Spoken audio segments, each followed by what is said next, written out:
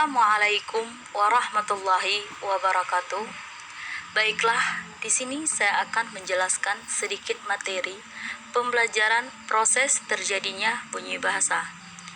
Nama Santika Tiara Dwita, NIM 2011290027, Prodi Tadris Bahasa Indonesia, semester kelas 2A. Baiklah, langsung saja. Proses terjadinya bunyi bahasa dimulai dengan pemompangan udara keluar dari paru-paru melalui batang tenggorokan ke pangkal tenggorokan yang di dalamnya terdapat pita suara. Proses fonasi, jika udara keluar dari paru mengalami hambatan udara, akan melewati pita suara, menyebabkan pita suara bergetar dan menghasilkan bunyi. Proses artikulasi, sesudah melewati pita suara, tempat awal terjadinya bunyi bahasa, arus udara diteruskan ke alat-alat ucap tertentu yang dapat di rongga mulut atau rongga hidung.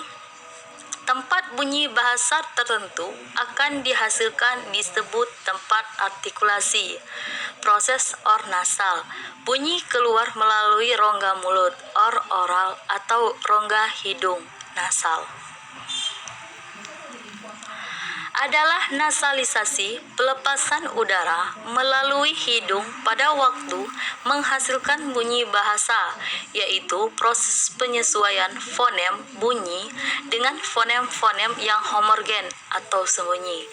Permisan bunyi bahasa seperti juga cabang-cabang ilmu pengetahuan yang lain. Ilmu fonem didasarkan pula pada pokok-pokok pikiran yang umum yang bisa disebut permis-permis.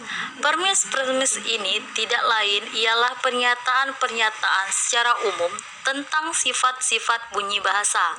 Permis berkaitan dengan pernyataan umum mengenai sifat-sifat bunyi, besarnya sifat bunyi bahasa, besarnya pengaruh bunyi yang suatu kepada yang lain dalam lingkungannya merupakan ciri atau sifat bunyi-bunyi bahasa seluruh dunia, sehingga dapat dikatakan bahwa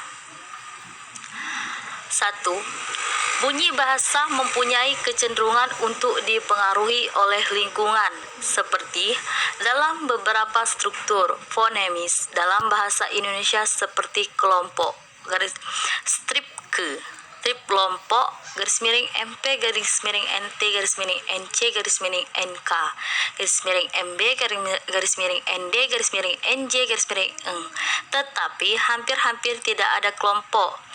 Garis miring MG, garis miring MK, garis miring NP, garis miring NB, garis miring NT, garis miring ND, kecuali dalam kata rangda, tanpa dan sebagainya. Kedua, bunyi mempunyai kecenderungan bersifat simetris.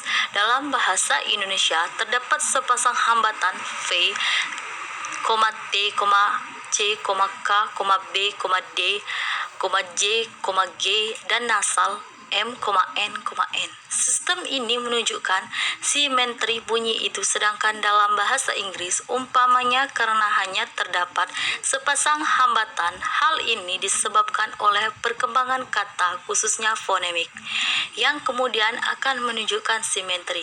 Kedua premis tersebut dipakai dalam menentukan fonem-fonem dan sistem fonem suatu bangsa sebagai pokok-pokok pikiran yang membantu penyelidik bahasa dan pekerjaan untuk menentukan fonem-fonem dan sistem fonem bahasa.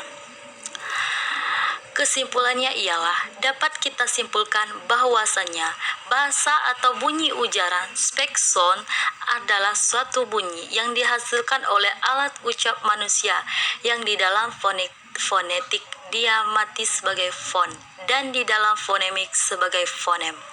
Selain itu, kita dapat menyimpulkan bahwa pengertian huruf dalam kamus linguistik adalah tanda yang dipakai dalam aksara untuk menggambarkan bunyi manusia. Kesepadaan untuk huruf dan bunyi sering, arbitrate, sistem huruf, aksara huruf Arab, huruf Cina, dan sebagainya. Dan fonem adalah objek kajian fonemik. Fonem adalah suatu kesatuan bunyi kecil yang dapat membedakan makna kata dalam proses terjadinya, terdapat tempat proses terjadinya bunyi. Baiklah, itu saja penjelasan saya. Saya akhiri.